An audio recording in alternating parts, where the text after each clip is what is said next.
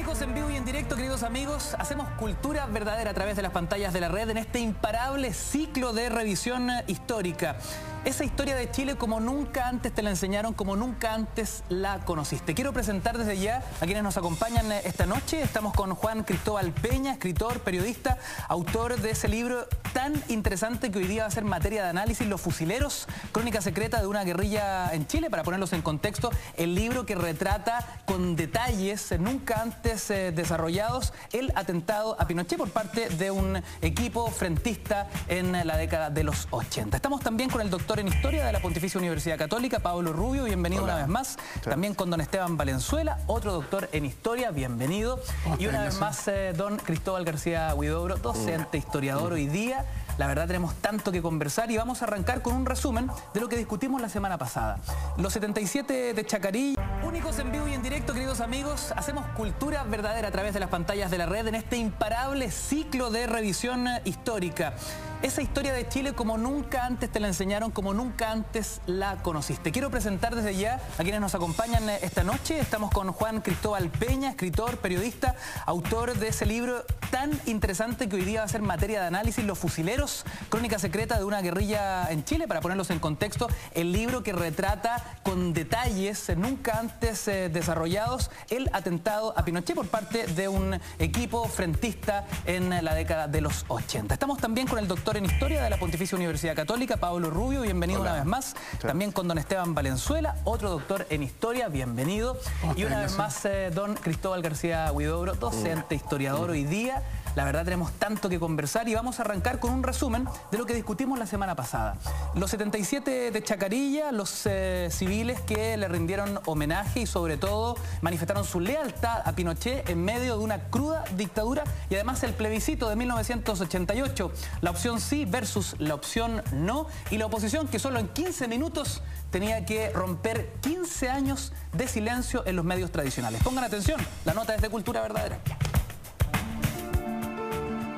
La noticia no es nueva, es más, tiene 38 años de vida, sin embargo, todavía causa revuelo. Se trata del recordado acto de Chacarillas, detrás del Cerro San Cristóbal, donde el general Augusto Pinochet recibió el apoyo de militantes de extrema derecha en los albores de su gobierno y donde 77 figuras del pinochetismo, en las que prominentes figuras del espectáculo, el periodismo, el deporte y la política, con antorchas en la mano se rendían ante el poder institucional. La verdad es que no es un accidente, es un acontecimiento, pero es un evento creado y programado por uno de los grupos que estaba detrás de la dictadura, que podríamos decir, entre comillas, que eran los blandos, que uno hoy en día los podría más o menos asimilar a lo que son los gremialistas y posteriormente la UDI. El grupo que pensaba que de alguna manera para que la obra de la dictadura, del régimen militar perdurara, había que generar un itinerario institucional. El acto de Chacarillas se realizó el 9 de julio de 1977. Organizado por Jaime Guzmán y el Frente Juvenil de la Unidad Nacional, los jóvenes de extrema derecha debían subir por la ladera del Cerro San Cristóbal, llevando antorchas y banderas chilenas, demostrando su apoyo al general Pinochet, quien realizó un discurso que generó los enérgicos aplausos de los presentes. No hay ignoro que se levantaran muchos escollos, ambiciones y personalismo, que de mil maneras pretenderán impedir nuestra marcha y hacernos volver atrás, donde solo nos esperan las penumbras de la esclavitud. Ves que la misma estética del acto uno lo podría incluso relacionar con los actos del nazismo, digamos, esto de la noche, digamos, con antorcha. Hay una puesta en escena que hoy en día resulta muy extraña. Respecto a los 77, a la mayoría no le gusta que se recuerde que estuvieron allí, aunque todos le bajan el perfil. Es mejor omitir lo que para el resto es obvio. Fueron protagonistas del primer gran ritual de la dictadura. Te respiro, siente, te acerco mis manos y te siento, siente. El 13 de agosto de 1977, mediante un decreto de ley, el gobierno disuelve la Dirección de Inteligencia Nacional, DINA, y la reemplaza por la Central Nacional de Informaciones, la famosa CNI. Moreno, pelochuzo y azabache con un grueso bigote. ¿Quién era este personaje que se fascinaba por las luces y el espectáculo? En los 80, Álvaro Corbalán asesinaba y torturaba de día. De noche, lejos del bajo perfil de un agente de inteligencia, era el rey sin corona de la farándula en estado de sitio. El símbolo desatado de la impunidad de esa época. Se iba de fiesta, tocaba la guitarra y cortejaba a las mujeres más bellas. Él fue un artista frustrado. Él, durante su periodo en la CNI, se dedicó también a ser el jefe de seguridad dentro del Festival de Viña del Mar. Tuvo con mucho contacto con miembros televisivos de la década. Con la farándula a su alcance, se hizo cercano a los estelares de TVN que dirigía Sergio Risenberg y que animaba Antonio Dodanovic. Así fue que conoció en 1981 a la espectacular vedette española Maripepa Nieto, estrella del show revisteril Sabor Latino.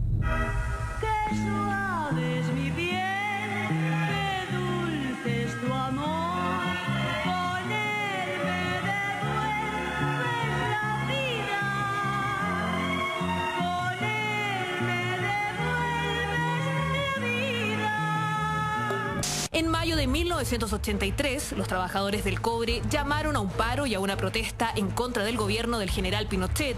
Aunque se pensó originalmente como una acción limitada, sus efectos fueron sorprendentes, ya que no solo protestaron los mineros, sino que se sumaron en forma espontánea sectores amplios de la sociedad civil. Las protestas cundieron inconteniblemente.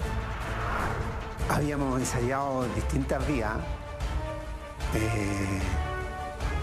como fue especialmente las protestas, con la esperanza de que el país se hiciera ingobernable y que Pinochet estuviera obligado a irse, o por lo menos a abrir un camino para llamar a elecciones. Pero al final esa vía claramente mostró sus limitaciones.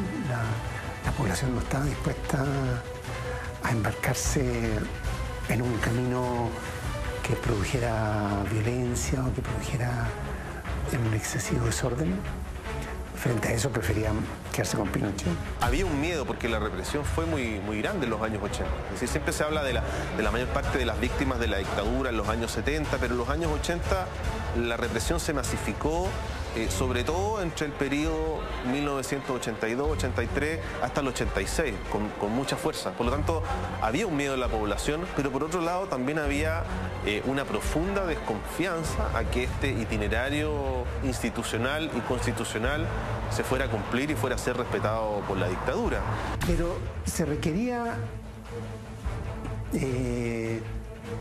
un punto de quiebre, o sea, obligar al gobierno de Pinochet a ceder. Y de ahí que, por lo menos para mí y para muchos de nosotros, el único mecanismo disponible para eso era el plebiscito. El miércoles 25 de febrero de 1987, por primera vez desde el lunes 19 de noviembre de 1973, cuando la Junta de Gobierno había decretado la caducidad e inutilización de los registros electorales, pudieron inscribirse los hombres y las mujeres mayores de 18 años y los extranjeros residentes. La primera inscripción en la comuna de Santiago correspondió a Augusto Pinochet. Permitir la existencia de registros electorales era de alguna manera volver a darle una realidad institucional a la existencia de partidos políticos. Y eso lo resistió mucho el régimen hasta el año 1987, es decir, apenas un año antes del plebiscito se abren los registros electorales, se permite la inscripción, se permite la partición de partidos, pero queda excluido el Partido Comunista de exprofeso. El 5 de septiembre de 1988, a las 11 de la mañana, aparecieron los primeros espacios de propaganda electoral en la televisión en cadena nacional, tanto el bando del sí como del no. Un país ganador fue el eslogan ocupado por el sí, en donde como nunca en todo el periodo de dictadura se mostró a un Augusto Pinochet abierto a la democracia y relajado. En la otra vereda, el comando del no quería entrar en el juego de las descalificaciones de la propaganda rival. Los publicistas y expertos en comunicación de la concertación de partidos por el no deseaban algo radicalmente distinto, llevando un mensaje que apelaba a la esperanza que producía retornar a la democracia. Al cabo de muy pocos días, nadie pudo ignorar la evidente superioridad técnica y conceptual de la franja del no. Los rumores de un eventual boicot al plebiscito comenzaron a tomar fuerza debido a un extraño apagón ocurrido en la noche del martes 4 de octubre. Bueno, hubo de hecho un capítulo de la franja que fue censurado, que no se pudo emitir. Ese fue un gran debate que hacíamos. Lo cambiábamos o no emitíamos nada y decimos no emitir nada. Y pues quedó un cartón diciendo este espacio le corresponde a la franja no, y estuvo 15 minutos el cartón. En la mañana, una tensa calma predominó en las más de 22.000 mesas receptoras de sufragios abiertas a lo largo del país para recibir a los más de 7 millones de votantes. Pinochet votó en la mesa ubicada en el Instituto Nacional a las 10:10 horas. 10 minutos después, el subsecretario del Interior, Alberto Cardemil, entregó el primer informe desde el edificio Diego Portales. Todos sabemos que esa noche, la noche del 5 de octubre, pasaron cosas muy extrañas en Santiago. Había miedo, que había movimiento, algunos se bloquearon algunos puentes. Muchos rumores de movimiento de tropas, de lo que estaba pasando en la moneda, esto que se suspendió el conteo de votos. Una serie de acciones de amedrentamiento, pero que finalmente no resultaron. La gente fue a votar. Es verdad, se derrotó a Pinochet con un lápiz, pero se lo había derrotado antes tocando olla, saliendo a la calle, protestando, la gente sufriendo represión, sobre todo dando la lucha en las poblaciones. Entonces el lápiz viene a ser como la guinda de la torta. A las 2 de la madrugada, Cardemil aparece ante los medios y anuncia los cómputos finales. El sí obtiene el 43% frente al 54,7% del no. 51.30% para la opción sí, 46.51% para la opción no. Yo lo único que pensé en ese momento fue irme para la casa a estar con mis hijos y mujer. Esto lo tenía pendiente desde el año 73. La hicimos y salí con toda la gente de mi pega a salir a la calle. Así que me fui caminando largamente a buscar un auto que tenía que estar, pero muy, muy lejos, porque lo había dejado ahí por temas de seguridad. Había caminado hace unos 45 minutos, una hora, y me fui con la casa. Ese jueves 6 de octubre, el diario La Época destacó en su portada el amplio triunfo del no, y un centenar de personas comenzaron a gritar alborotados por todo Chile. Y ya cayó, la dictadura ya cayó.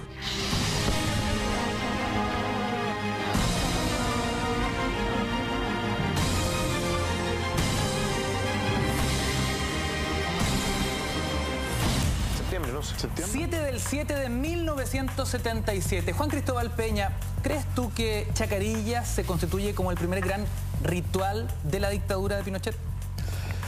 Bueno, buenas noches. Hay otros eventos que son importantes, por ejemplo, para el aniversario del golpe, el 74 se hace un gran acto a puertas cerradas en el Diego Portales, donde aparece este famoso lema que es como una pretensión de refundar Chile, ¿no? 1810-1973, ¿no? Como establecer una segunda independencia. Hay otro acto también frente a la moneda que antecede a la llama de libertad, que también, bueno, estábamos discutiendo o conversando sobre eso previamente. No tan espectacular como Chacarillas. Yo creo que Chacarillas tiene, claro, ese simbolismo, y además representa la toma del poder por parte de los gremialistas en la dictadura. Particularmente en el tema comunicacional, que hasta poco antes, hasta el 76, estuvo a cargo de los nacionalistas, particularmente con Álvaro Puga a cargo de lo que se llamó Asuntos Públicos. Posteriormente pasó a llamarse DINACO, y DINACO representa el triunfo de los gremialistas, y como Alfredo Mayol, con Astete y otros personajes que no son tan públicos como otros gente de la UDI, pero que sí es sumamente no solo grandilocuente, espectacular en términos visuales, sino que por debajo se está consolidando el poder de este grupo que toma las comunicaciones y toma gran parte del poder ejecutivo, y provoca que los nacionalistas se replieguen en torno principalmente a los donde ya estaban en la DINA, pero particularmente la CNI. La CNI también, y eso podemos hablarlo más adelante, no solo un grupo represivo, es un grupo de poder que intenta influir comunicacionalmente a través de algunos eventos. Esteban Valenzuela, como dice Juan Cristóbal, ¿estás de acuerdo con que nunca antes habíamos visto este espectáculo, literalmente, como lo manifiesta? Sí, mira, y se ha generado una polémica por las declaraciones sinceras de que deberían estar presos varios de los que estuvieron allí, porque... Fue lo que dijiste la semana pasada. Sí, a diferencia de otra gente que estuvo con la dictadura y que ha perdido perdón, o ha dicho, reconozco que no sabía, pero de verdad no sabía, porque era muy joven, no sé, estoy pensando en la Catherine Salonsky, que fue una de las voces y de los rostros de la campaña del sí. Ella ha hecho un mea culpa que es bastante sincero. En cambio, en esta perversión del mal, que es Chacarilla, son los más duros de los duros. Estos no son los blandos, porque había nacionalistas incluso un poco ingenuos y naif, algunos incluso terminaron contrarios a la dictadura, como Robert Time y varios más, ¿no?, que decían esta dictadura neoliberal en la gran entrega al capital. Como somos el único programa en vivo, escándalos de los grandes grupos económicos, ¿no? Entonces lo que hacen estos tipos son los que inventan la negación del otro, que es la democracia representativa de la izquierda, hacen el modelo, lo dice Pinochet en su discurso, ¿no? No volveremos nunca atrás. Propiedad privada, sacrosanta, sin equilibrio, una dictadura que, imagínate, el 85, después lo cambió el 88, era para durar hasta el 97, eran 25 años de dictadura, era una dictadura perfecta, replicando algo de Octavio Paz, con control, con empate, con sistema binominal, con exclusión del Partido Comunista, con despolitización de la sociedad, era lo peor. Es tan comparable porque es más sofisticado. No es tan brutal como la noche de los cristales rotos de los nazis quemando los libros y atacando a los judíos, ¿no? Pero tiene algo de esa sofisticación. ¿En qué sentido? Recordemos que el fuego, a mí lo del fuego, ahí tenía un matiz con Cristóbal, ¿el fuego es sanador o es la cola del diablo, no? Yo creo que la Virgen del Cerro sintió el olor a azufre ahí, porque estaba cerca Chacarilla, ¿no? Pero menos mal que estaba la Virgen. ¿Y qué es lo que hace el fuego? Miremos los peores casos de América Latina. La dictadura de Ríos Montt, 140.000 personas asesinadas en Guatemala. Hace un acto del fuego con su iglesia del Nazareno de telepredicadores financiados por la CIA, eso está demostrado, ¿no?, en el documento de Santa Fe de Reagan. ¿Qué es lo que hacen también? Ejemplos de dictadura, del socialismo real, ¿no? Los chinos, lo que hablábamos de Camboya, también el fuego. Entonces acá es un acto fascista, totalitario, de gran perfección. ¿Qué es lo que uno esperaría? Que Coloma, que Chadwick, que Carcuro, que el Pollo Fuente, que pidieran alguna vez disculpas, porque ese acto inventa la dictadura cívico-militar. ¿Por qué lo inventa? Porque un sector de las Fuerzas Armadas, particularmente el general Lee y la Fuerza Aérea, está diciéndole a Pinochet, córtenla. Hicimos un golpe para restablecer la democracia y esto requiere plazos. Y es producto de la presión de una parte de los militares, la que obliga a que ellos salgan con un itinerario largo, con una constitución que le pesa al país hasta ahora, que dejó todo muy atado, perfectamente atado. Pablo, ¿estás de acuerdo con lo que señala Esteban en cuanto a que estas 77 personas debiesen estar recluidas, debiesen estar presas? Haces un matiz... perdón, ¿no? Haces un matiz entre los jóvenes políticos que estuvieron en Chacarilla y la gente del espectáculo, de la televisión, de la farándula, quizás, yo especulo, ¿no? Algunos de ellos enviados por sus propios jefes, editores, hoy día tenéis que ir elegantito a un evento, lo hablábamos la semana pasada, cargar una antorcha porque hay un acto oficial. Yo creo que hay que hacer ese matiz porque fundamentalmente dirigentes como Andrés Chadwick y Juan Antonio Coloma, que en ese momento era representante de la juventud en el Consejo de Estado, digamos, tenía una alta responsabilidad en una instancia creada por el régimen, presidida por el expresidente Jorge Alessandri, evidentemente tiene mayor acceso a información y de las violaciones de los derechos humanos que se estaban cometiendo. Me gustaría también señalar un poco... O sea, para que quede claro, para ti no es lo mismo un Coloma que un Pollo Fuente en Chacarilla. Por supuesto, el nivel de responsabilidad, el nivel de conocimiento de lo que dice se entendiera muy diferente. Chacarilla también responde a un momento internacional muy complejo, porque el crimen de Orlando Letelier en septiembre del 76 va generando una suerte de aislamiento y una crisis con Estados Unidos. Y lo que hace Pinochet con Chacarilla es precisamente convocar una base civil, estos 77, pero más las miles de personas, en el sentido de hacer una pequeña, no apertura, pero sí una flexibilización del régimen. Y por eso podemos entender, siguiendo a Juan Cristóbal, que, por ejemplo, el año 78, al año siguiente de Chacarilla, se nombra por primera vez un ministro del Interior civil, como es Sergio Fernández. A Sergio Fernández le toca un personaje, digamos, también muy interesante, porque es también quien está en el periodo del 78 al 82. Y Sergio Fernández, fundador de la UDI, senador designado también, ministro del Interior en el plebiscito, va a articular grandes transformaciones de la época. Por ejemplo, la consulta nacional de enero del 78, entre la ley de amnistía de marzo del 78, y por primera vez hay un equipo político netamente identificado con el gremialismo. Por lo tanto, Chacarilla tiene un significado político que es de extrema relevancia, apelando a lo que señalaba Esteban de la fusión entre los militares y los civiles, que es fundamental. No se puede entender la dictadura militar sin el apoyo de los civiles, tanto en la formulación del programa económico, ahí está De Castro con los Chicago Boys, la formulación de las políticas sociales, con Miguel Kass, cierto, y lo de Plan, y así, suma y sigue. Es una dictadura que no se explica solo por lo militar, sino que también hay un componente civil donde están los nacionalistas, diferentes grupos de interés que están presionando a Pinochet para imponer sus términos. Cristóbal García Huidobro, ¿cómo revisas tú en lo histórico, ¿no?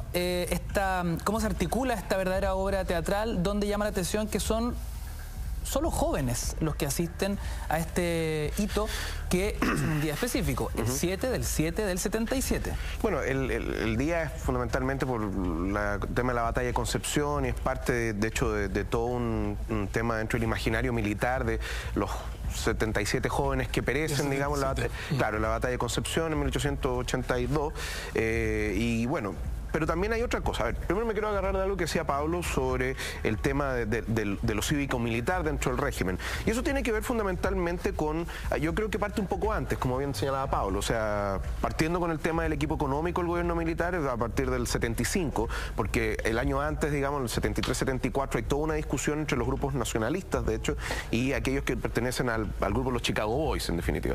Pero la imposición de Castro o de, ¿cómo se llama?, Álvaro Bardón, por ejemplo, el Banco Central, etcétera, son aquellas cosas que finalmente van a crear una especie de alianza entre los militares y los civiles, por lo menos en el ámbito económico. Posteriormente, y ahí yo estoy de acuerdo con Esteban, efectivamente hay un forzamiento. Yo no creo que solamente de parte de la Fuerza Aérea en ese caso, yo también creo que aquí hay una palanca, digámoslo, importante dentro del ámbito de los gremialistas, digámoslo, para también ingresar al gobierno, pero ahora con más fuerza, porque ya estaban dentro del gobierno, pero en mandos, digámoslo, en mandos medios. Como Sergio Fernández. Claro, claro, exactamente. Entonces, tomando eso en consideración, también viene todo lo que me preguntas tú, por ejemplo, ¿cuál es la obsesión con los jóvenes? Bueno, la fecha, la época, el sacrificio de los jóvenes, pero al mismo tiempo también algo que ya habíamos comentado en el programa pasado, que tiene que ver con esa cuestión de carácter refundacional que tiene el régimen militar. ¿Por qué? Porque finalmente el gobierno de Pinochet lo que quiere es, como bien decía Esteban, no vamos a dar un paso atrás, solamente hacia adelante, etcétera. Claro, efectivamente eso tiene que ver con la idea de que el Chile del pasado es un Chile arcaico, viejo, y bueno, afuera lo viejo, adentro lo nuevo, ¿no? Yo me acordaba, por ejemplo, de acuerdo a lo que decía Juan Cristóbal, el tema de esa placa de cobre gigante que estaba atrás del salón de convenciones del Diego Portales, donde salía 1810-1873. El edificio Gabriela Mistral. Pero en esa era de Diego Portales. Caballero, aguántame un segundo, sí, que a esta hora de la noche, porque somos los únicos en vivo y en directo, y hablando de cultura a través de las pantallas de la red, pregunta de Twitter con nuestro hashtag cultura verdadera, @mentiras_la_red. ¿Qué nos dice Luz Patricia? ¿Alguno de los que estuvo en Chacarillas se desmarcó de ese episodio?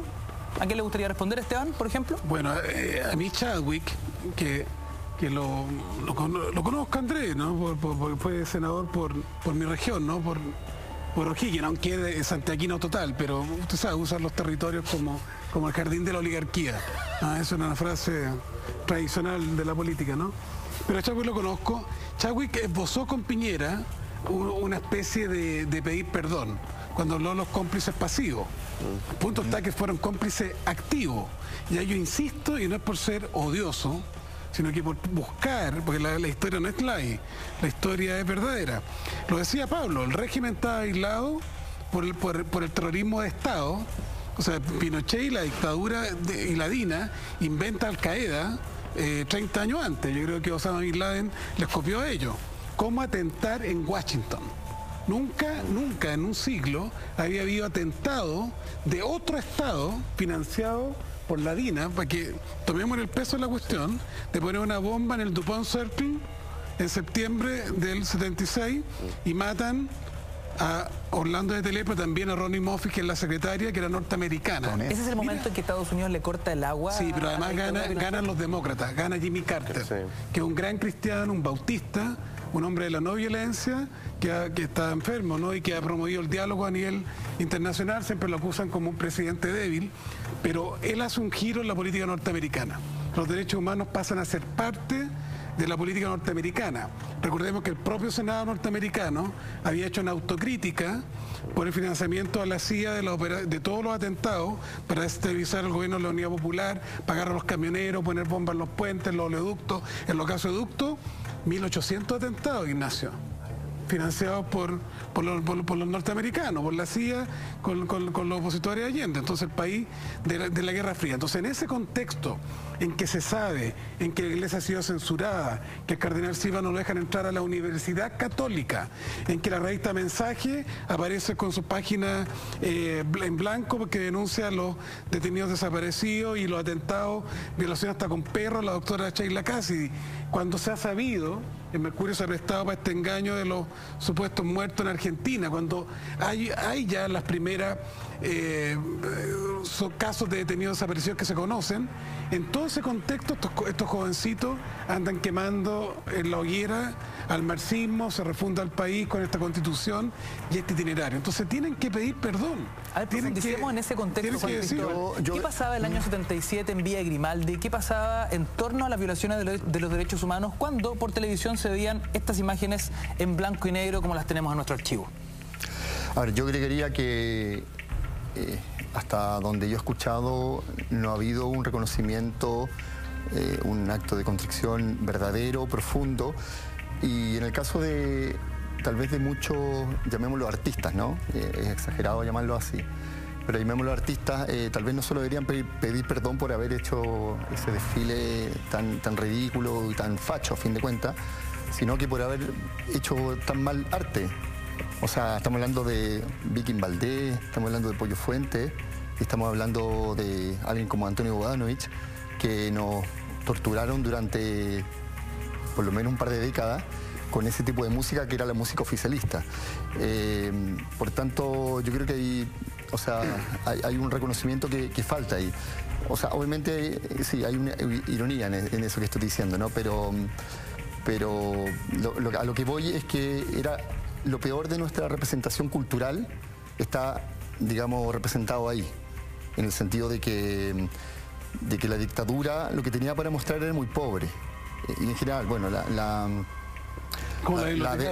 derecha generalmente, bueno, es sabido que tiene una representación cultural, artística muy pobre, pero esto ya es bastante triste también, ¿no? Visto sobre todo desde el día de hoy, digamos, qué tipo de artista tenía para mostrar y para exhibir la dictadura en esa época.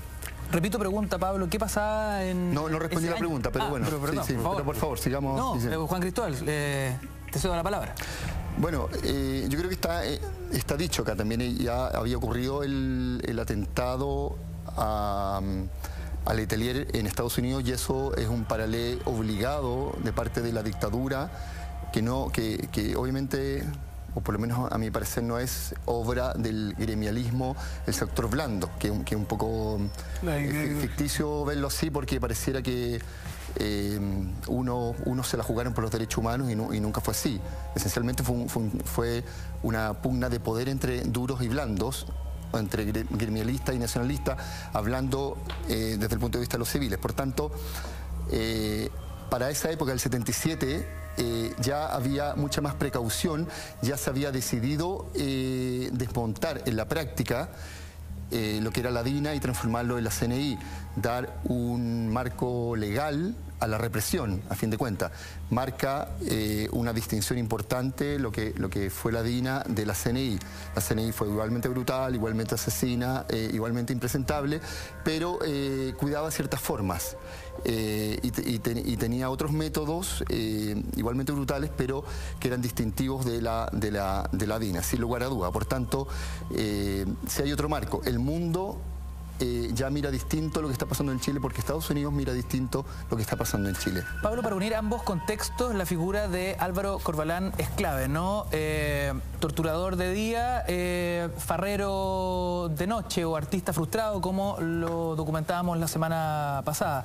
¿Qué pasaba mientras veíamos por televisión las imágenes de Chacarilla el año 77 en el Chile de la represión y la violación de los derechos humanos? Bueno, básicamente 2/3 de las víctimas, según el informe Rettig, ocurren en esa etapa. A nivel político, institucional, por ejemplo... 2/3 de las víctimas. Así es. 2/3 de las víctimas totales, de acuerdo al informe Rettig, están concentradas en 74, 78, 77. Y por eso es tan grave la situación. Por otra parte, estamos hablando de un contexto en el cual no hay ningún tipo de oposición, ni siquiera tolerada. El año 74 al MIR se le extermina, al Partido Socialista 75, al Partido Comunista, varias direcciones el 76, el movimiento social como la CUT, imagínate, la Central Unitaria de Trabajadores, está puesta fuera de la ley. Por lo tanto, estamos hablando de un marco en el cual no hay ninguna oposición visible. Incluso el año 77, en marzo, se decreta el fin de la existencia de la democracia cristiana, partido que había apoyado el golpe en su inicio. Y la primera parte del régimen militar. Tuvo ministro hasta el 75, ¿no? Así es, tuvo ministro, bueno, director de presupuesto y otras autoridades más técnicas. Villarzú, Carlos Lazada, entre otros asesores. Entonces estamos hablando de un periodo especialmente duro en el cual hay que señalar que, siguiendo lo que señalaba Cristóbal hace un momento, las grandes reformas neoliberales, la primera oleada de reformas neoliberales, se generan en ese periodo. La reforma laboral, el plan laboral del 79, estamos hablando del mismo contexto histórico, la misma constitución, la primera parte de las privatizaciones. En consecuencia, la creación de las 7 modernizaciones de José Piñera, el sistema AFP, la ISAPRE. En definitiva, estamos hablando de que todo el programa de refundación del régimen militar se hace prácticamente en esos 5 años. Quiero saber cuál era el trabajo del señor Corvalán, Cristóbal. O sea, Corvalán finalmente trabajaba en el aparato represivo del Estado, tenía un cargo bastante alto, digámoslo, pero siempre dentro del aparato de inteligencia. Ahora, yo me pregunto, o sea, no me pregunto, me refiero finalmente a qué se dedicaba Corvalán. Bueno, por algo está preso, está precisamente preso por aquello a lo que se dedicaba. O sea, yo lamentablemente no manejo la cifra, pues no conozco el expediente judicial, pero me imagino cuántas personas deben haber pasado por las manos de este hombre o en su defecto, porque no está condenado solamente por crímenes cometidos directamente por él, sino por su conocimiento, por individuos que estaban bajo su mando, porque también el jefe no necesariamente se ensucia las manos en ese sentido. Entonces, bueno, por eso te digo, si tú me preguntas a qué se dedicaba, basta ver el expediente judicial para que tú te des cuenta a qué se dedicaba. Esteban, ¿qué fue la Escuela de las Américas? ¿Corvalán pasó por ahí? Bueno, es probable. La Escuela de las Américas fue, mira, la doctrina de seguridad nacional, que es ver al enemigo político interno como algo que se puede exterminar, que tenía manuales de tortura. Para ser justo con la historia, lo inventan los franceses en la guerra contra Argelia. Argelia quiere independizarse de Francia a comienzos de los 60 y los franceses son brutales. Ahí los gringos vienen con la Escuela de las Américas, que en el contexto de la Guerra Fría, el gran escuela de doctrina en seguridad nacional, en el enemigo interno, en lo que después Jan Kirkpatrick y otros autores llamaron los conflictos de baja internidad, es decir, exterminio de oposiciones o no exterminio en algunos casos, bueno, el caso, como te contaba, de Guatemala, que fue lo peor, fue exterminio, pero otros casos de represión muy aguda como Argentina, Chile, Bolivia, entre otros países.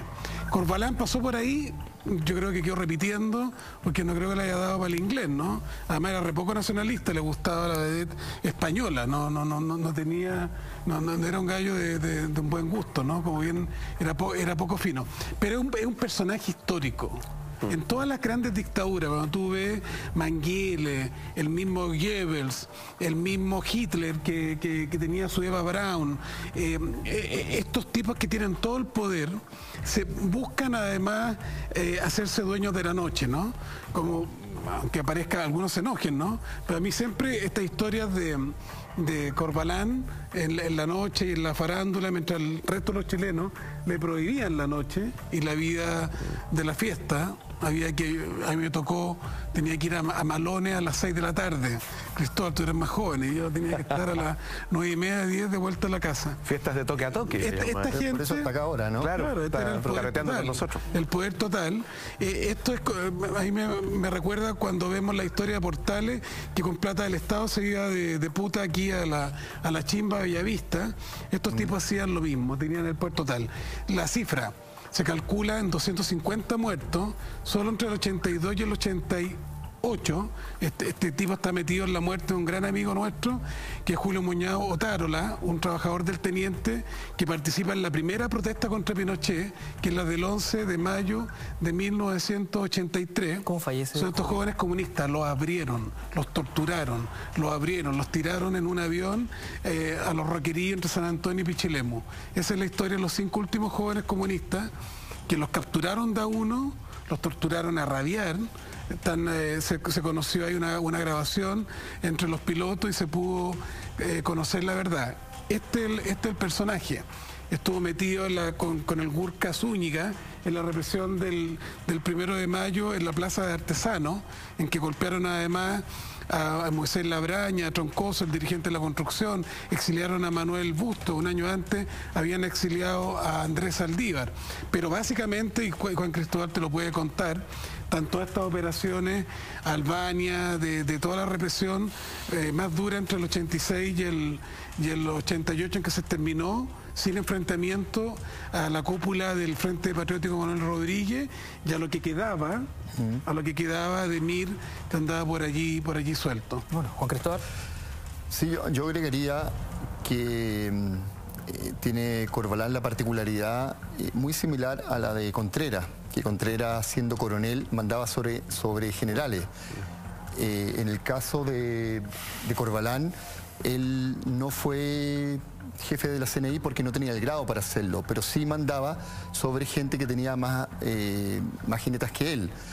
Y en ese sentido tenía, al igual que Contreras, la gracia de la familia Pinochet. Era un tipo que tenía almuerzos de domingo con la familia, un tipo que se codeaba con la hija mayor de Augusta Pinochet, con la señora de Augusto Pinochet y con el mismo Pinochet. Él era una persona que, bueno, es sabido muy... tenía un alto concepto de sí mismo. También. Tenía una pretensión de cantante. Lo tiene hasta hoy en día. Tiene una famosa canción, bueno, famosa en realidad para la gente que le gustan estas tonteras, ¿no? Como digo, esta trivia de dictadura donde uno se encuentra, por ejemplo, en YouTube con canciones grabadas desde, o sea, si yo me meto en YouTube y pongo Álvaro Corbalán, sí, hay una canción muy afectada, desde Punta Peuco, triste, sí, tiene un tono un poco melancólico que él de alguna forma curiosamente pide una suerte de perdón, de reconciliación, ¿no? Grabada desde Punta Peuco. Bueno, hasta el día de hoy tiene esa pretensión como cantante. Y tiene pretensión también de, ¿en qué cárceles, me pregunto, literato, de escritor. Tiene un libro Home Studios, que es formidable también. Para registrar... Yo creo que ahí, Ignacio, musicales, para responder esa consulta habría que entrar al análisis de la transición, digamos, porque esta fue una transición, la salida del régimen militar es una transición sin derrota de las Fuerzas Armadas. Piensa tú que Pinochet estuvo como comandante en jefe los primeros 8 años de la transición y aparte dejó un montón de enclaves autoritarios que se llaman, entre ellos los jueces de la Corte Suprema 8 años, senadores designados. Bueno, toda la génesis de ese proceso está en la concepción de Chacarilla. Esta idea de Guzmán de hacer una democracia protegida, de terminar con esta democracia representativa política que se había desarrollado desde los años 30 en Chile, cambiarla por esta otra. Y en ese ámbito, para entender Punta Peuco o las supuestas garantías que tienen los militares ahí recluidos, tiene que ver con cómo se negocia esta transición y cómo cómo termina la dictadura.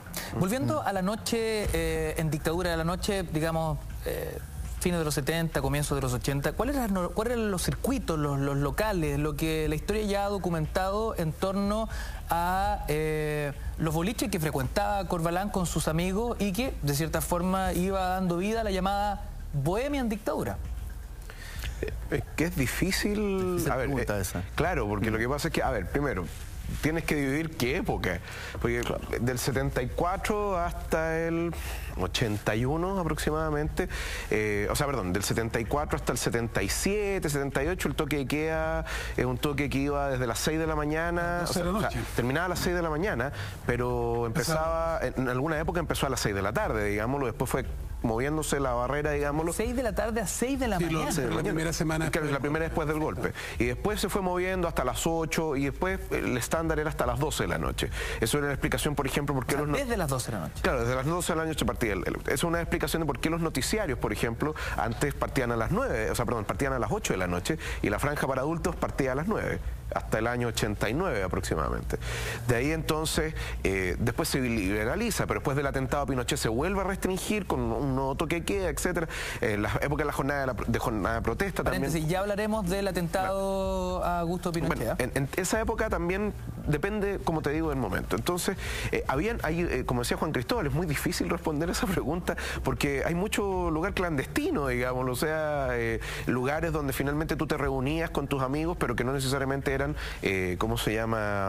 locales establecidos, con patente para el expendio de alcoholes, etcétera, sino que eran literalmente clandestinos porque era el único lugar donde te podías ir a festejar. No, pero ¿qué se sabe en torno al lugar que frecuentaba Corvalán? Y hubo mucho abuso de poder, porque en los casinos militares, esas son parte de historias que no se cuentan. A ver. Yo conozco bien, por ejemplo, con la historia del casino militar del regimiento Lautaro en el caso Rancagua. ¿Qué pasaba? Ellos jueves, viernes y sábado tenían fiesta, lo mismo que en casinos de carabineros, y llevaban niñas y lo pasaban re bien. O sea, tenían chipe libre. Aquí había doble moral, había abuso de poder. Se mató la noche sana que tenía el país, ¿no? Había bohemia. Cuando uno habla con los periodistas, Juan Cristóbal lo sabe bien, ¿no? Los periodistas antiguos te hablan de los distintos bares, la Alameda, en que se discutía de política, de fútbol, después los programas de debate político en vivo como este, se iba la gente a discutir a distintos cafés, ¿no? Todo eso se murió. El barrio Bellavista es un invento de nuestro pequeño destape de la chilena de comienzos de los 90, lo mismo que en el caso de Ñuñoa, estaba el cine La Católica y el restaurante Las Lanzas que cerraba a las 11 de la noche y no había nada más. Entonces estamos hablando de el privilegio de estos caballeros que podían, te insisto, ¿no? Como los nazis marchaban por la puerta de Brandenburgo, aquí iban a Chacarilla, tenían sus fiestas y contrataban a las niñas alegres, vendía al régimen. Porque yo, todos estos artistas, ahí tengo una diferencia con Pablo. Aquí siempre en la historia, tanto chilena como universal, muchos artistas y gente se da cuenta, y gente que dijo que no. O sea, Europa está lleno de heroísmo, América Latina, también Argentina, gente que a diferencia de Borges dijo no, Sábato, tantas personas, en Chile lo mismo, personas que dijeron yo no me presto para eso, citábamos el caso de Don Francisco, citábamos el caso de Julio Martínez, citábamos el caso de Fernando Ubiero, que trataron de utilizarlo, no obstante ganó el Festival de Viña del Mar.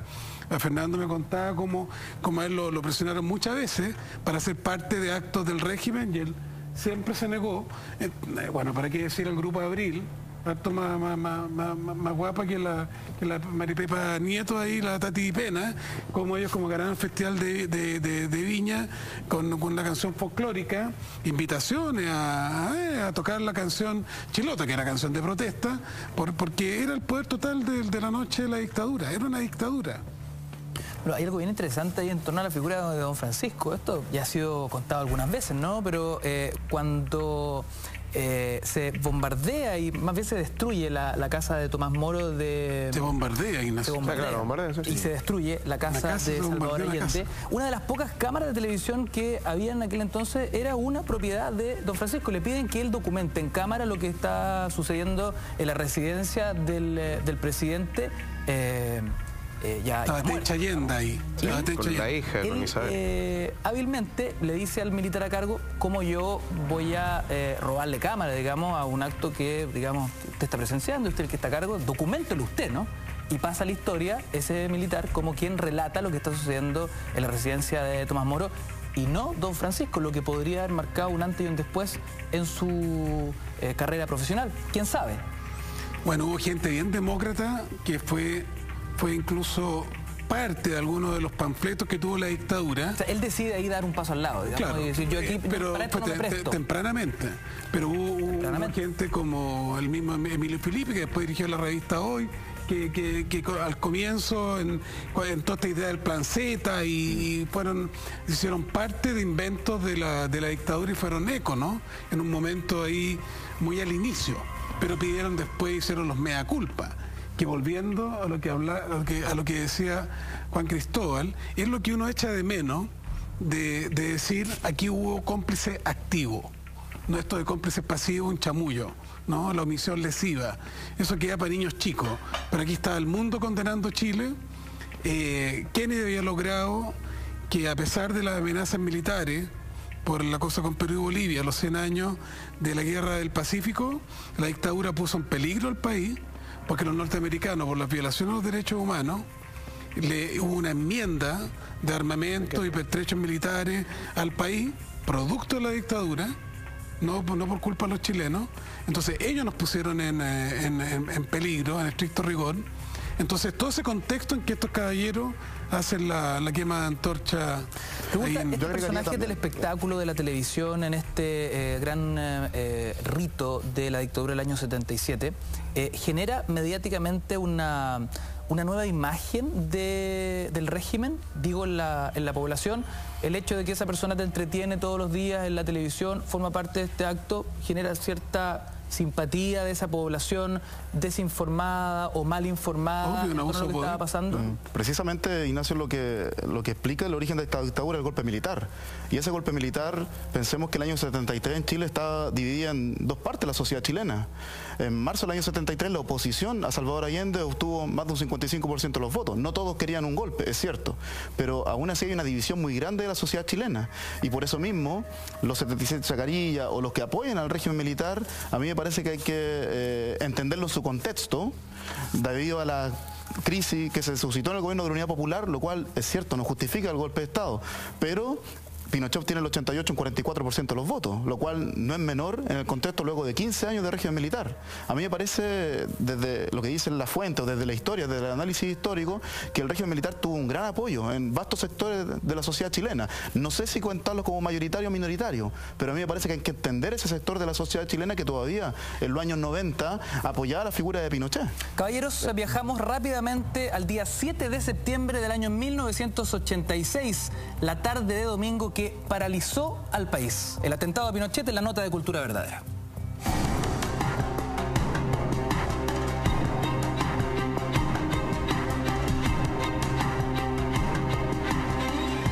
Septiembre de 1986 quedará marcado como el año que la historia de Chile pudo haber cambiado drásticamente. Un grupo de frentistas armados hasta los dientes aniquilaron la escolta de quien en ese entonces era el hombre más poderoso de Chile. Es la llamada Operación Siglo XX, como bautizaron a esta misión cuidadosamente planificada.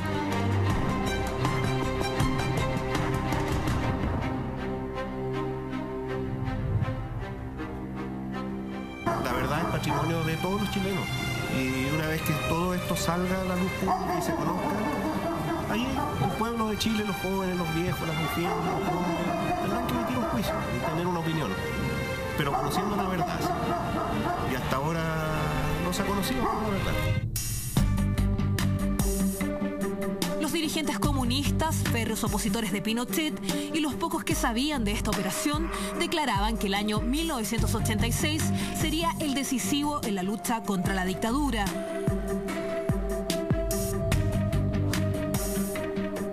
Por el problema del dólar, ¿no es cierto?, una serie de medidas inconsultas, viene, ¿no es cierto?, una quiebra en hilera de bancos, Pinochet, que había aprovechado mucho a los economistas de los llamados Chicago Boys, porque a pesar de que el país está prácticamente quebrado, ¿no es cierto? Él dice, vamos a seguir con esto y vamos a seguir.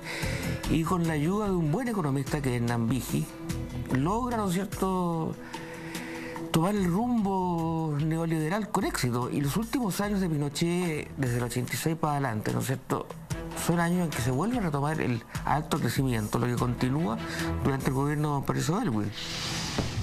La Operación Siglo XX estuvo comandada por los integrantes del Frente Patriótico Manuel Rodríguez, José Joaquín Valenzuela Levy, alias Comandante Ernesto, miembro de la dirección del Frente Patriótico, y Cecilia Mañi Camino, conocida como la Comandante Tamara. A pesar que se venía pensando desde 1980, el atentado solo se decidió años después. Bueno, mira, la Operación Siglo XX, el ajusticiamiento del dictador en esa época, se consideró que era una acción absolutamente necesaria para poder contribuir a la recuperación de la democracia. No hay que olvidarse que el año 86 había sido declarado por muchas fuerzas opositoras democráticas como el año decisivo, así se denominó. Y por lo tanto la idea era, como se dice en buen chileno, tirar toda la carne a la parrilla ese año, porque era el año en que finalmente estas fuerzas democráticas se habían propuesto terminar con la dictadura. Un mes antes del atentado, agentes de la CNI descubrieron en la caleta de pescadores de Carrizal Bajo, región de Atacama, la mayor internación de armas registradas en nuestro país.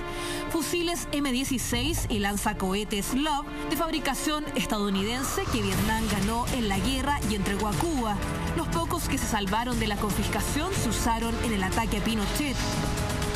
Así que las dos operaciones, o sea, la caída de los arsenales, como se llamó, tuvo un impacto directo en la forma en que finalmente se desarrolló la operación del siglo XX. La internación de Carrizal Bajo fue decidida por el Partido Comunista de Chile, que a principios de la década de los 80 resolvió enfrentar por la vía armada al régimen de Pinochet, y eso incluía un atentado contra la vida del general. Ambas operaciones fueron encargadas por el Frente Patriótico, que inició sus acciones en Chile en diciembre de 1983.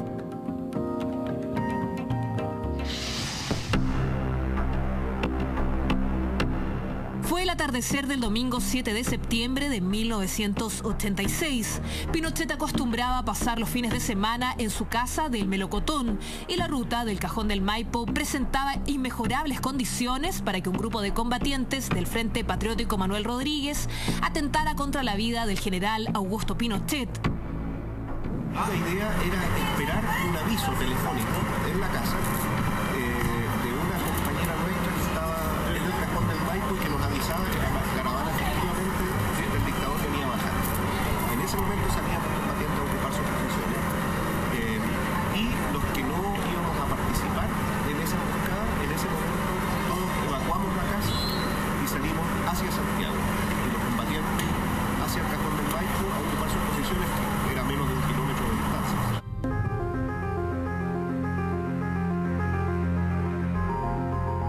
El ataque comenzó a las 18:35 horas y duró entre 5 y 6 minutos. La escolta presidencial reaccionó de inmediato, respondiendo al fuego de los frentistas, pero ellos estaban tan bien parapetados que se hacía muy difícil repeler el ataque. Además, el sector fue tan bien escogido que, debido a sus características geográficas, se producía silencio radial, haciendo imposible comunicarse desde ahí con otras unidades policiales o militares. La comitiva presidencial cruzaba el kilómetro 29 de la ruta G25 desde el Melocotón hacia Santiago, cuando el Mercedes-Benz de Pinochet y los Opala de sus escoltas fueron emboscados por una camioneta Peugeot con una casa rodante que les bloqueó el paso. Comando de integrantes del Frente Patriótico Manuel Rodríguez inició fuego cruzado con fusiles M16 y cohetes antiataque Love norteamericanos en contra de la comitiva.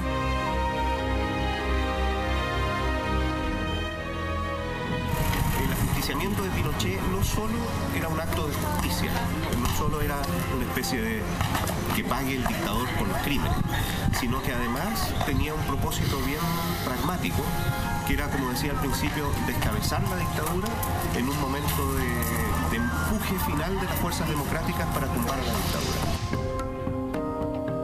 Al terminar el ataque, los frentistas corrieron a abordar los vehículos de escape, colocaron balizas y asomaron los cañones de sus armas para simular que formaban parte de la comitiva de Pinochet.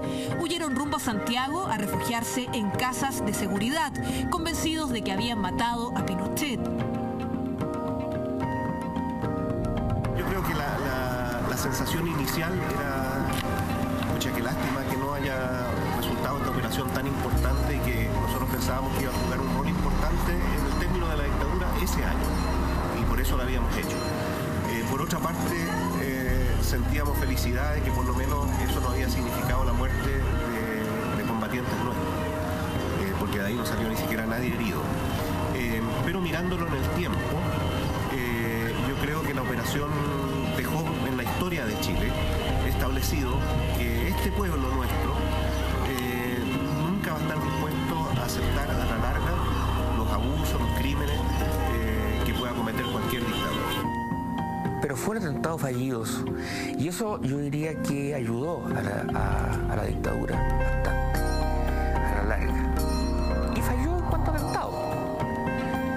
Porque si hubieran matado a Pinochet, repito, habría quedado bastante afectado, ¿no es cierto?, el gobierno. Pinochet, antes que nada, según Estados Unidos, según la CIA, pensó que esto había sido una especie de golpe de Estado. Pensó que habían sido oficiales suyos quienes habían ejecutado este ataque. Después de que él se junta con sus oficiales más inmediatos, más íntimos, ¿no?, se convence de que no es así, que no fue un ataque de gente suya, y cambia de opinión. Y aquí viene una cosa que es muy llamativa. Él piensa que fue la CIA, piensa que fue Estados Unidos quien cometió ese atentado.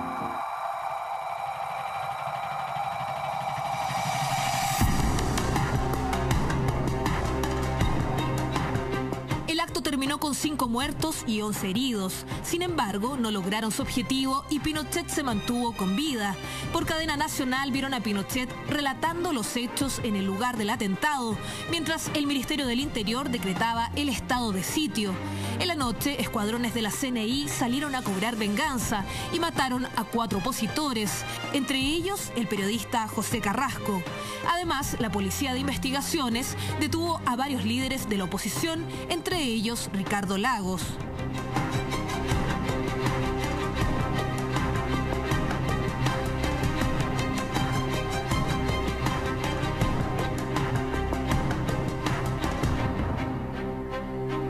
Estamos discutiendo a esta hora de la noche en Cultura Verdadera el atentado a Pinochet, ese día de septiembre que podría haber cambiado la historia de Chile para siempre. ¿Están de acuerdo con esa reflexión, Esteban? Mira, yo soy crítico del atentado, ¿no? Porque cuando uno ve la historia, entre el año 82, pero particularmente del 11 de mayo del 83, hasta el atentado, hubo protestas masivas y hubo un esfuerzo incansable de unir a toda la oposición. Hay algo que está poco contado, pero hubo un encuentro en la Asamblea de la Civilidad en que estaban varios de los opositores a Allende, estaba Podlech, estaba León Vilarino, que había sido el de los camioneros, es decir, pagado por la CIA. Tuvo incluso Lee, hasta los comunistas, en que allí hacía un esfuerzo muy grande, particularmente la Renovación Socialista, más Izquierda Cristiana, sectores socialistas, porque la oposición estaba dividida entre la Alianza Democrática, dominada por la democracia cristiana, y el socialismo de Lagos, más moderado, de Carlos Briones, también don Enrique Silva Sima, y el MDP, que era el Partido Socialista de Almeida, marxista-leninista, el Partido Comunista y el MIR. Y al medio estaba la Renovación Socialista, que buscaba la unidad opositora. Estaba demostrado lo que había ocurrido en Argentina, las grandes protestas en Uruguay, la democratización de Corea del Sur, las luchas contra Marcos en Filipinas, que la oposición masiva y pacífica, no violenta, era capaz de derrocar a dictadura. Entonces, mirado con el tiempo, uno dice, ok, no fue tan grave. Pero ¿qué es lo que se decía? Esto dividía a la oposición, la dividió. toda la gente que era partidaria de meterse al plebiscito y no seguir luchando en las calles para buscar el derrocamiento pacífico de la dictadura, pero derrocamiento con el gran paro general, perdimos. Se perdió esa opción, porque el atentado polarizó, le dio la razón a los que decían, oye, aquí no queremos la violencia, y paralizó. Ahora, lo que sí yo concedo, buscando la verdad como historiador, es que no se dio la hipótesis que tuvimos mucho, de que acá se había un atentado de Pinochet, estaba Reagan en el gobierno norteamericano, ya no estaba Carter. Recuerda que Reagan financiaba a la guerrilla de extrema derecha contra los nicaragüenses. O sea, estamos en ese juego aún de la Guerra Fría. Cristóbal, ¿a tu parecer fue un gran error este atentado o concuerdas con Esteban en algún punto?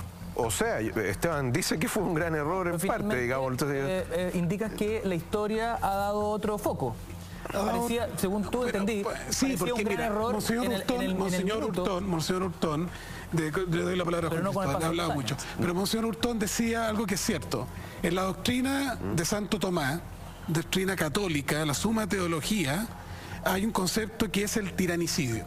¿En qué consiste? O sea, que un pueblo se puede rebelar y matar a un tirano. Hay mucha gente que no entiende esto de un, ¿algo así como santo. ¿En legítima defensa? Legítima defensa y el concepto del mal menor.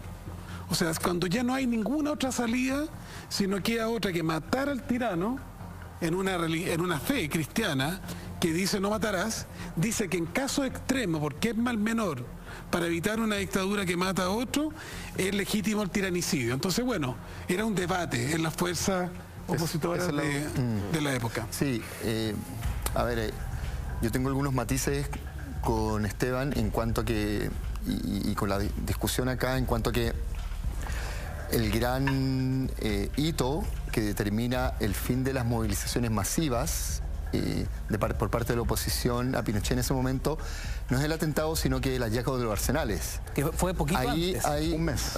2 meses antes. 30 días. Si no hay atentado, probablemente el escenario hubiera sido bastante parecido, porque eso hace que la oposición, digamos, de centroizquierda, o socialismo más moderado hacia el centro, se replegara y hiciera un acto en el fondo de freno de las movilizaciones conscientes. A ver, esto es muy interesante. Entonces, sí, antes de llegar al atentado de Pinochet, viajemos 30 días antes y retratemos qué se encontró en Carrizalbajo, en esa caleta de pescadores. Bueno, sí, solamente para agregar que y para cerrar lo anterior, que suponer que de no haber habido el hallazgo de arsenales y de no haber habido atentado a Pinochet, las protestas hubieran continuado tal cual y eso hubiera podido generar el derrocamiento de Pinochet o la renuncia de Pinochet, digamos, en cadena nacional. No lo ves tan así. Tomando un avión o no sé qué, lo veo inviable. Creo que ya estaba jugada la posición por la vía del plebiscito y ya se estaba negociando aquello.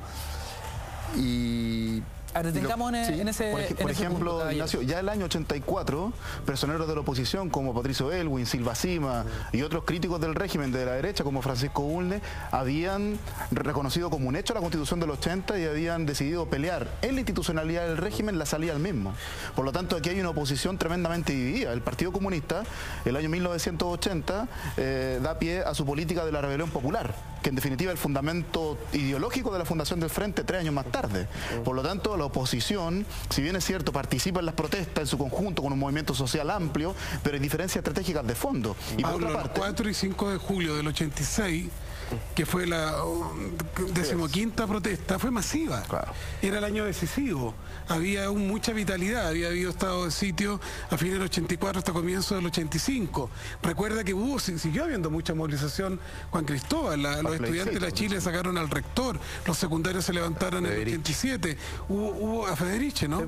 Hubo bastante, había sociedad civil, ahí había vida de los pobladores, de muchos actores sociales. Cristóbal, ¿por qué se le llamó el año año decisivo es 1986. Bueno, es que es un nombre que más es una mezcla de cosas, porque era la última chance de derrotar. Claro, pero por otro lado, a ver, yo creo que hay que balancear un poco las cosas.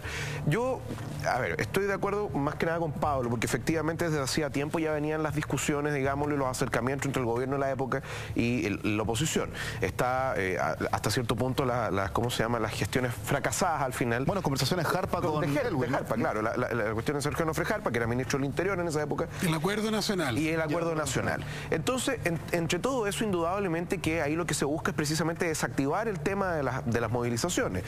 Indudablemente no se puede negar que las movilizaciones van a seguir, ¿ya? Pero el ejercicio de historia-ficción, digamos, porque finalmente es eso, de qué hubiera pasado si no se hubiera hecho esto o esto otro, quizás hasta cierto punto un poco fútil, porque hay que basarse en los hechos que efectivamente ocurrieron. Indudablemente, y esto no viene con la crítica, digamos, a decir, bueno, si no hubiera existido el hallazgo de las armas en Carrizal Bajo, o lo del atentado a Pinochet, no hubiera caído el régimen a la larga, bueno, eso no lo tenemos como saberlo, digámoslo. Lo que sí sabemos que efectivamente hay hasta cierto punto un quiebre dentro de la oposición, precisamente con estos dos hechos que son casi contemporáneos, digámoslo, o sea, lo de Carrizal Bajo, de una internación de armas que fue enorme, pero además de lo cual se estima que no se ha encontrado todo lo que había en Carrizal Bajo. O sea, Carrizal Bajo es uno de los puntos. ¿Qué tan enorme fue ese hallazgo? Es que eso es lo que... Bueno, un barco claro. Estamos hablando de... A ver, lo que pasa es que depende a quién tú le creas, digámoslo. Las fuentes del gobierno, de hecho Pinochet salió diciendo, me acuerdo en cadena nacional, que estas eran armas suficientes para matar 1 millón de chilenos. ¿Ya? Ahora, no sé si habría sido así, pero indudablemente había una gran cantidad de armas que fueron trianguladas a través de Cuba y Nicaragua por Sergio Bushman, que ya falleció hace bastante tiempo, y que efectivamente ahí es donde se encuentra una parte gruesa del arsenal. Pero se habla de que hay otros barretines donde se logró salvar parte de los arsenales. Uno de ellos sería los que se utilizaron precisamente para el atentado contra Pinochet en septiembre del 86. Entonces, diciendo las cosas, indudablemente que todos estos eventos, digamos, lo van a terminar quizás hasta cierto punto dividiendo a la oposición y quizá dándole una victoria táctica, no estratégica, al gobierno militar en esos momentos, ¿ya? Entonces, de ahí en adelante, ahí podemos empezar a hablar, bueno, cuál fue el efecto real del intento de asesinato, y que finalmente, ahí yo discuto en todo caso respecto a lo que dice Esteban sobre el tiranicidio. ¿Por qué? Porque en realidad lo que dice Santo Tomás de Aquino tiene que ver con la guerra justa y el derrocamiento al tirano, pero no necesariamente implica el asesinato del mismo, ¿ya? Entonces, y hay que tener cuidado también con la lógica. En guerra, ¿cómo se logra el ganarle a un tirano? Bueno, no necesariamente tienes que asesinarlo, y además en Santo Tomás de Aquino no dice eso. Entonces, por eso... No, usa la expresión tiranicidio explícitamente. Bueno, podemos discutir respecto a cuál es la extensión, digámoslo, de la eliminación de un gobierno que podría ser tiránico o no, ¿ya? Pero ahí entramos en la discusión... La guerra justa, la retórica... Por eso, pero no quiero entrar en esa discusión retórica, digámoslo, pero... No es retórica, es teológica e histórica, ¿no? Y filosófica también, pero también es retórica, pero el punto es otro, Esteban. A lo que voy yo es que si vamos a empezar a hablar del tiranicidio, el problema es que aquí no murió solamente Pinochet, o sea, no se intentó solamente asesinar a Pinochet, sino que hay una cantidad de otras personas que son los escoltas que también fallecen, o también los vamos a crucificar en definitiva porque estaban cumpliendo con su trabajo. Esa es la discusión, ¿ya? Porque para eso les pagaban, ¿ya? Y para eso eran su trabajo, y ahora hoy día en la curva, cuando tú vas bajando el melocotón, está el monumento que pocos conocen, que son esas placas que están de concreto en la curva, donde murieron, no me acuerdo, 5 o 6 escoltas de Pinochet, etcétera, y además Pinochet iba con su nieto, digámoslo, que allá ahora está bastante, es mayor que yo, de hecho. Entonces también hay que tomar en consideración el peso, digámoslo, del hecho. Sí, hay una pregunta, perdón, te la preguntas a usted, no, Ignacio. Pero por favor, que hay una discusión interesante. Para Juan Cristóbal, porque ¿qué ocurría en América Latina en este momento? Había vuelto la democracia argentina, se estaba logrando en Uruguay, el movimiento masivo que se llamaba Directa Ya, en Brasil estaba dando resultado. Había una pugna a la oposición, porque el acuerdo nacional nunca fue legitimar la Constitución. Fue decir, tenemos acuerdo en que exista democracia, haya reconciliación en la verdad y en la justicia. Ahí la Iglesia, el cardenal Fresno, claro, que algunos lo llamaban el cardenal Freno, ¿no? Porque a diferencia del cardenal Silva, que era más directo, pero fueron distintos roles históricos, ¿no? En un cierto sentido, era lograr un cierto diálogo al cual se oponía la UDI. Ahí participaron los sectores más aperturistas de lo que se llamó Unión Nacional. Alaman, Alberto Espina, particularmente, ¿no? Como con una lógica, ¿no? Era buscar, pero ¿cuál era de verdad la pretensión? Y eso no es una fantasía ilusoria. Era el paro general pacífico. Gabriel Valdés estaba en esa tesis, al igual que los chascones de la democracia cristiana. Ricardo Ormazábal, Jerko Lubetich, Andrés Palma, Felipe Sandoval, entre muchos otros. Buena parte de los obispos querían que hubiera un cambio de régimen por la vía pacífica. Estaban las protestas masivas en Sudáfrica, y siempre habían líderes religiosos también. Era Desmond Tutu en Sudáfrica, era el cardenal Kim en el caso de Corea del Sur, lo mismo en Filipinas, y acá era el movimiento civil, que no era una fumada de opio. Porque al final uno le preguntaría a Bunster, ya, tú eres atentado, pero ahí siguió Pinochet hasta el 98, intocable. O sea, ganaron los sectores que quisieron solo desmovilizar, y una salida muy en el contexto de la Constitución y de los amarres que nos persiguen hasta el día de hoy. Juan Cristóbal, hoy día, y gracias a tu investigación y tu libro de Fusileros, vamos a entrar en una zona desconocida para muchos. Y tiene que ver con quiénes eran estos fusileros, quiénes eran los miembros del Frente Patriótico Manuel Rodríguez que decidieron jugarse la vida en un hecho concreto, ¿no?, que podía cambiar el curso de la historia reciente de Chile. Entiendo, todos con pasados muy disímiles. Un ex minerista, había ahí un gaffiter, un profesor de educación física, un ex estudiante de cine. Un poco darle humanidad a esta historia que... ¿Perdón? Un liceano. Un liceano además. La gente de la Pincoya. Mucha gente de la Pincoya. Cuéntame un poquito de esa investigación que hiciste y quiénes eran estos personajes. Sí, a propósito también de lo que dice Esteban, bueno, esta imagen de las protestas nacionales, así, digamos, expuesta como ha sido acá, para la gente de otra generación más joven, bueno, parece un poco idílico, ¿no? Esas protestas moría decenas de personas, ¿ya? Y no por obra de la oposición, sino que de la dictadura, digamos. En esta acción sangrienta mueren 5 personas, posteriormente 5. Hay un contexto de violencia, ¿ya? Cuando hablamos de era posible derrotar a Pinochet por la vía pacífica, bueno, esa vía pacífica costaba vida, y costaba vida no a los dirigentes políticos, sino que a los pobladores, a la gente que estaba en la calle, que era justamente, y ahí voy, Ignacio, que era la gente que participó del atentado, no la dirigencia. La dirigencia, bueno, también podía tener esa extracción, pero quienes digamos, ejecutaron esa acción era gente que antes de estar en el frente había estado en la calle participando en protestas, y que en el testimonio que yo recojo de varios de ellos está la lógica de por qué yo voy a morir acá al peo, digamos, tirando piedras, y me van a balear si va a pasar un auto de la CNI baleando, que es como ocurría, ¿no? Por tanto, muchos de ellos dicen, bueno, yo quiero, ya que estamos en esta, yo quiero participar de lo que se llamaba por una lucha, digamos, superior, una lucha mayor. Cristóbal, aguántame un segundo, vamos a hacer un breve alto, y a la vuelta vamos a hacer la reconstrucción histórica del hecho, el minuto a minuto del atentado a Pinochet, todo gracias a la investigación, como ya decía, de tu libro Los Fusileros. Estás en Cultura Verdadera, comenta y participa con nuestro hashtag, que ya volvemos.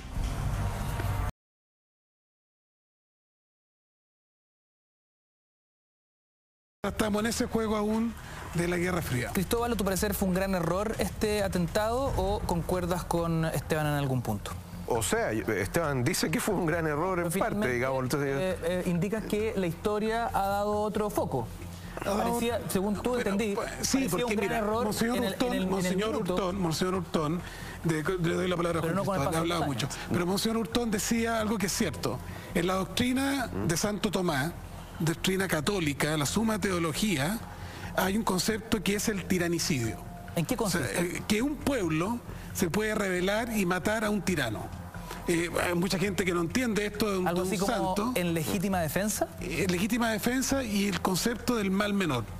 O sea, cuando ya no hay ninguna otra salida, sino queda otra que matar al tirano en una fe cristiana que dice no matarás, dice que en caso extremo, porque es mal menor, para evitar una dictadura que mata a otro, Queridos amigos, en vivo y en directo hablamos y hacemos cultura verdadera a través de las pantallas de la red. El hashtag está abierto, cultura verdadera, @mentiras_la_red. Estamos discutiendo sobre el día en que podría haber cambiado la historia reciente de nuestro país. Ese 7 de septiembre de 1986, el atentado a Pinochet en el Cajón del Maipo. Es el libro Los Fusileros el que documenta, ¿no?, un poco el lado B, la historia desconocida en torno al atentado. El autor, Juan Cristóbal, quien hoy nos acompaña, habíamos prometido antes de la pausa el minuto a minuto de lo que sucedió ahí en las cuestas del Cajón del Maipo. Bueno, el minuto a minuto empieza horas, días, meses antes. Hay otros intentos de asesinato a Pinochet, o intentos serios, y este, el de la cuesta en el Cajón del Maipo, está antecedido de un plan inicial que era... paréntesis, sí. Hay otros intentos de eliminar a Pinochet, pero en el papel. No, hay intentos que son concretos, que Pinochet durante años, digamos, se le puso un seguimiento, se le puso un grupo que estudiaba sus rutinas, y se determinó años antes de ese atentado que él todos los años iba a la FISA y seguía por un camino determinado. Y bueno, ahí hay un atentado que fue frustrado, donde el auto... la bomba que se instala no explota cuando pasa el auto de Pinochet, sino que cuando pasa otro auto. Eso es concreto, digamos, está documentado. Y luego hay otro par de intentos en un aeropuerto en Antofagasta. Y luego viene lo del 86, que está antecedido por un plan que originalmente era instalar una bomba explosiva y hacer volar por los aires a Pinochet frente a la Vizcacha. Ese plan se posterga, más bien se cambia sobre la marcha, por un lado por el hallazgo de los arsenales, porque no hay dinamita suficiente, o explosivo suficiente más bien, para que eso sea exitoso, y por una duda sobre si eso va a tener éxito en cuanto a que va a pasar en ese momento el auto Pinochet, y no va a haber distancia suficiente entre un auto y otro, entre los Mercedes, en uno de los cuales dejaba Pinochet.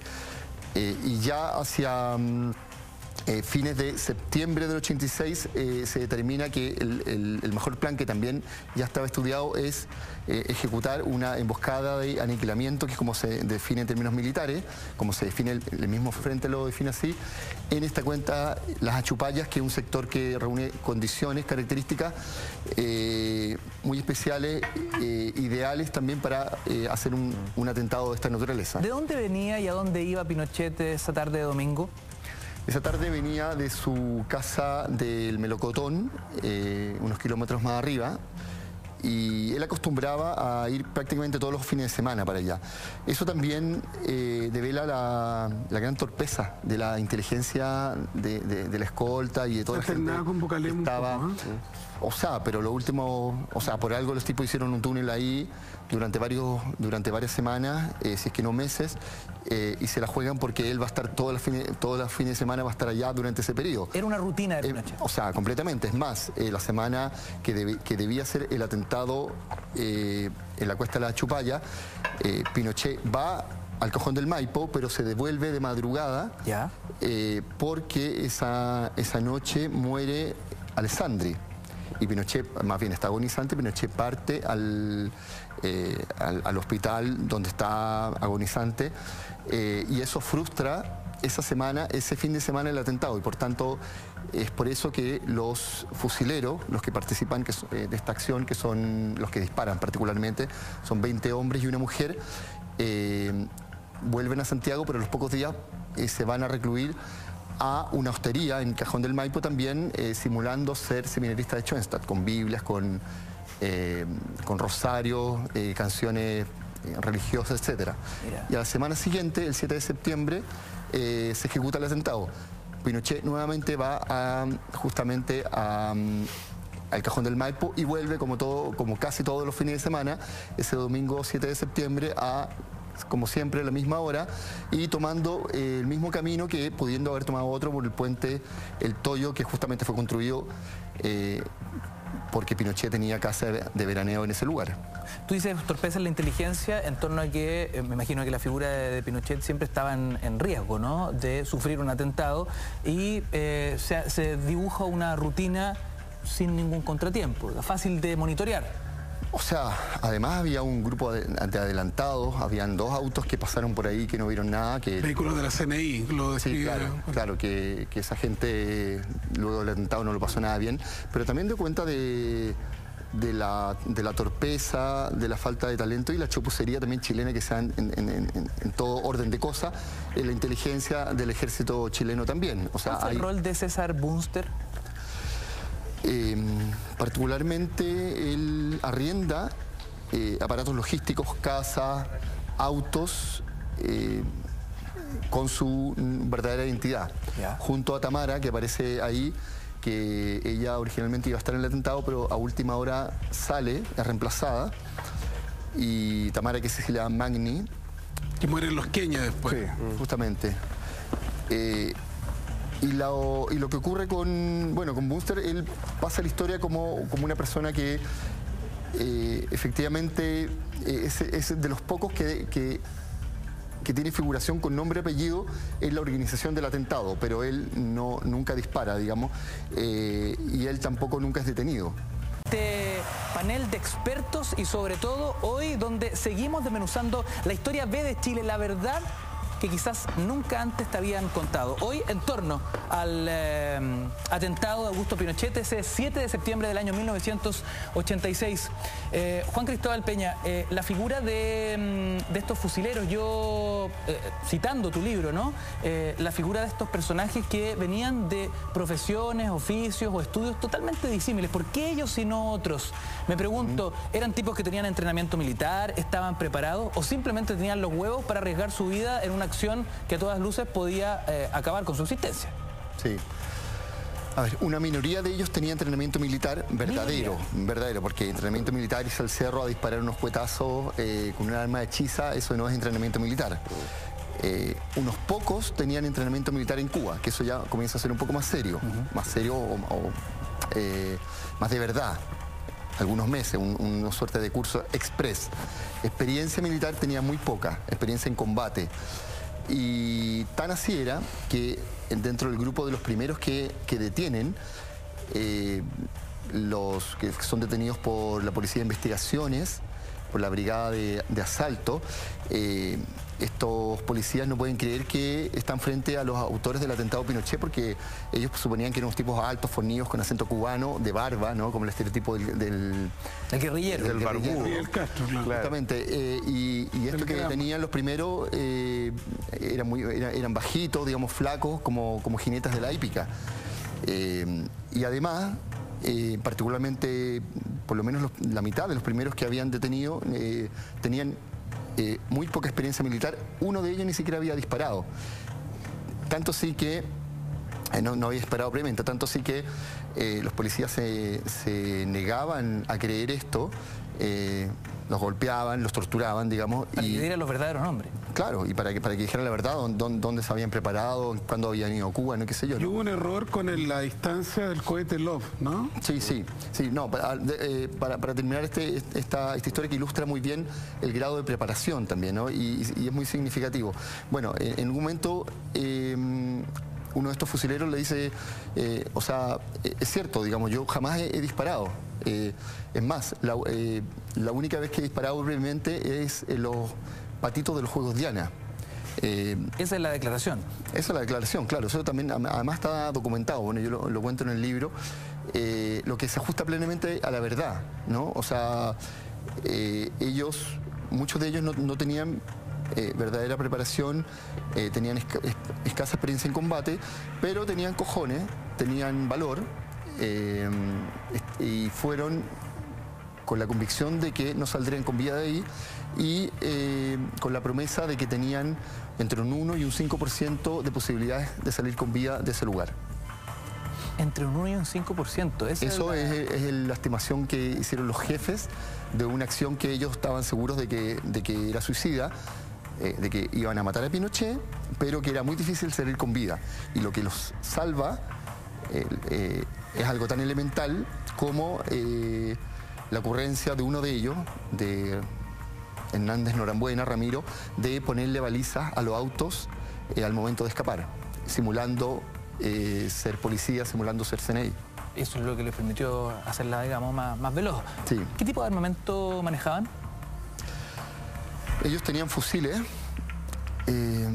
tenían lanzacohetes Slow, que no eran recargables, lo que explica también el fracaso, a diferencia de los RPG-7, que eran armamento soviético, que podría haber tenido otra suerte el atentado si es que hubieran tenido más chance de recargar otro lanzacohete. Solo un tiro.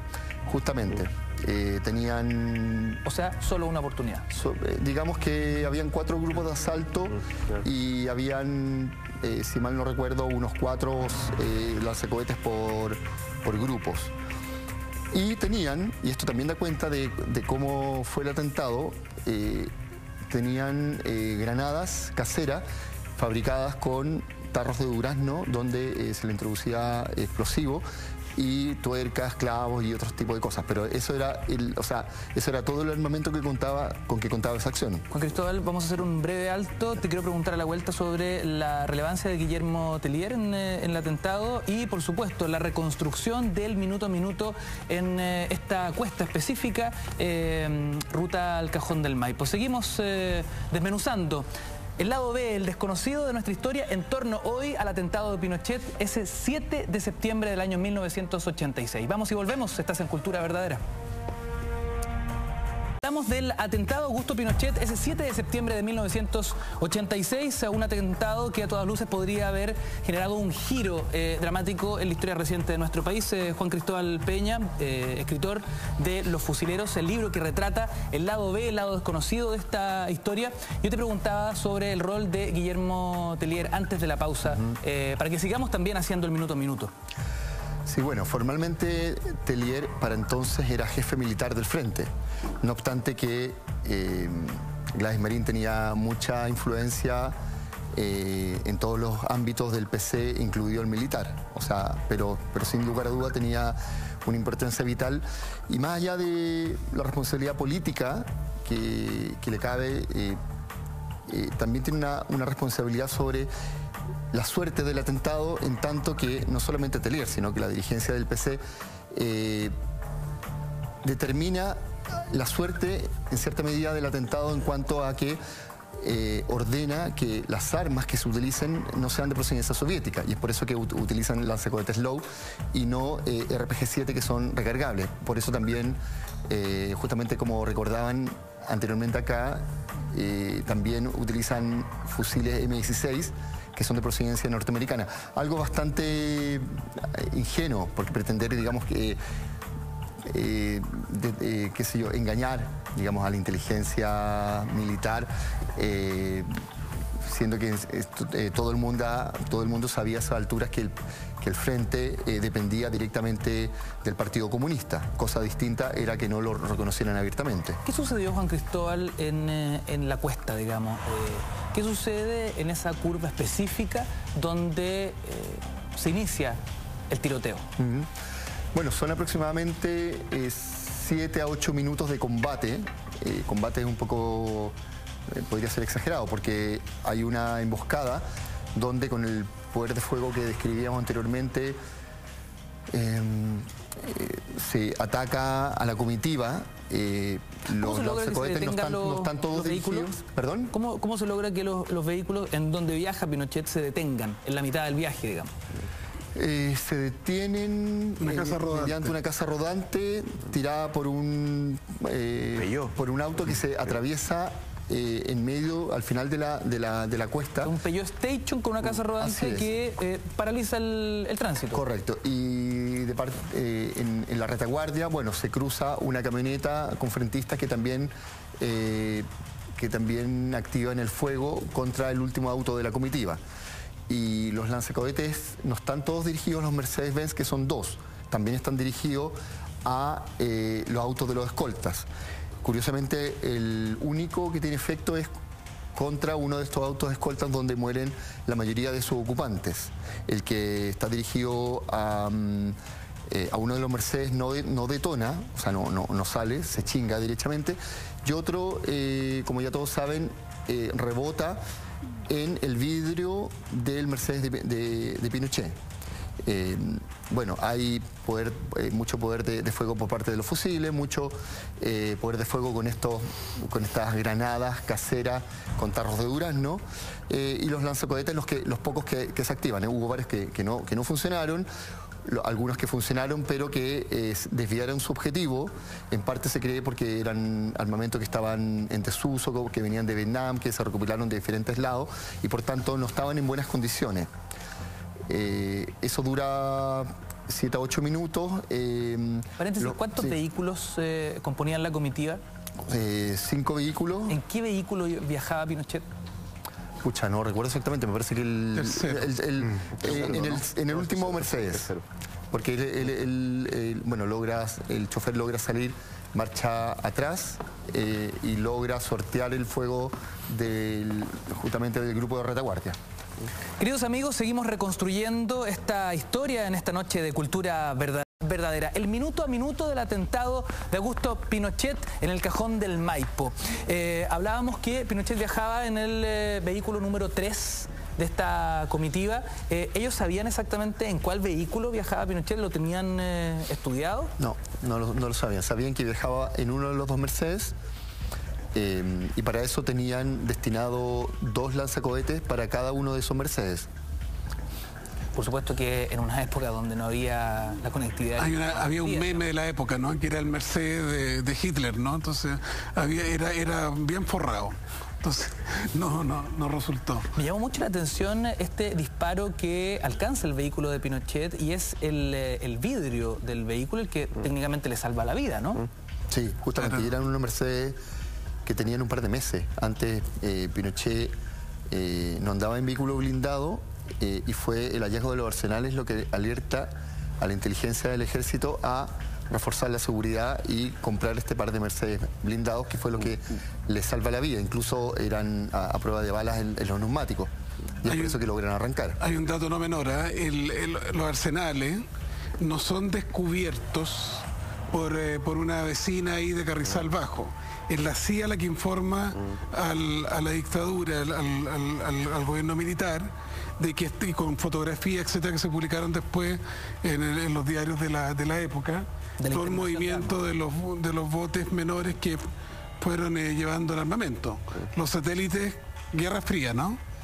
Y es un atentado bien como postrero en la Guerra Fría en América Latina, porque ya estaba Gorbachev en la Unión Soviética, con la perestroika y la glasnost, con un proceso de apertura, de crítica al modelo socialista más autoritario, al modelo comunista.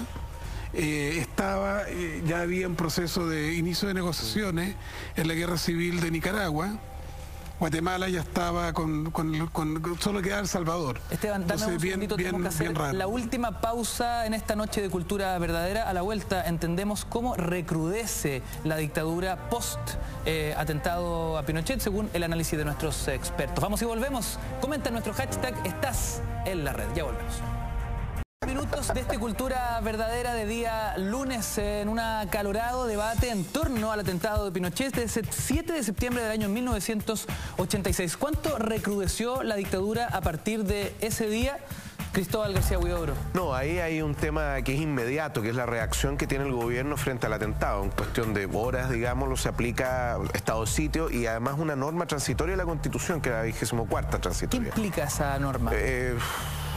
Poner en pausa la Constitución, o sea, derogarla tácitamente, porque finalmente le entrega todo el poder al presidente de la República, que podía encarcelar gente en lugares que no eran aptos para la prisión, movilizar población, bueno, y en definitiva paralizar el país. No había habeas corpus, o sea, está todo detenido, digamos. La Constitución, en definitiva, como dice José Luis Sea, un constitucionalista, esa era la norma derogatoria de la Constitución. Y se aplica inmediatamente, bueno, y ahí empieza toda la encerrona, en definitiva, que termina también ¿cómo se llama? Con algunas muertes muy lamentables, pero también la encerrona a dirigentes de la oposición, o sea, Ricardo Lagos, Gabriel Valdés, etcétera, entre otros, van a terminar en cuarteles de investigaciones, muchos de ellos pensando que hasta ahí llegaron sus días, digámoslo. Pablo. Una reacción muy inmediata de parte de la dictadura, de decretar esta norma 24 de estado de sitio, y en esa misma noche se asesina a José Carrasco Tapia, un periodista, exdirector, periodista de análisis, también a Felipe Rivera, un miembro del Partido Comunista, otro publicista comunista, y también hubo un caso de un abogado de la Vicaría de Solidaridad que la CNI llegó a su casa a buscarlo, ante lo cual este abogado ya estaba preparado y despertó a los vecinos, con lo cual la CNI no pudo detenerlo. Por lo tanto, el efecto más, si se quiere, más a mediano plazo del atentado a Pinochet tiene que ver con precisamente un determinado fracaso de esta vía armada que había impulsado el Partido Comunista, y desde ese momento otro contexto se abrió en la historia chilena. ¿Qué hubiese pasado si este operativo hubiese concluido con éxito? Es decir, que los fusileros matan a Pinochet. Bueno, ahí viene todo el tema de la presidencia entre la Junta. Por lo más probable, bueno, de hecho le correspondería al almirante Merino haber asumido como presidente, digámoslo, porque era el militar de más antigüedad, digámoslo, además pertenecía al arma más antigua dentro de la Junta. Bueno, pero eso también es historia ficción. Quizá qué habría acontecido, quizá qué habría pasado, si se habría acelerado o no el proceso, o a nivel de la sociedad, o a nivel social, digamos. Merino. Eran los chistes del día martes, ¿no?